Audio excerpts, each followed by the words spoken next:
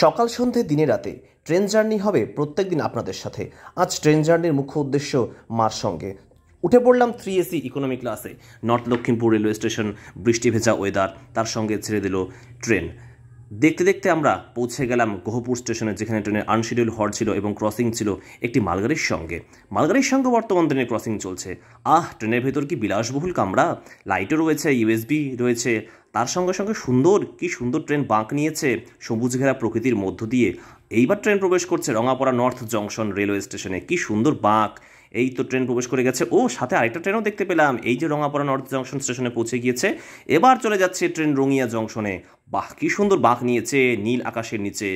দেখতে দেখতে ফুডও চলে আসলো। এই তো বন্দে ভারত এক্সপ্রেস ক্রসিং করছে পাতিলাদহতে। তার সঙ্গে সঙ্গে একটু ভাবনা চিন্তায় বসে বসে চলে গেলাম নিউ বঙ্গাইগাঁও জংশন রেলওয়ে স্টেশনে।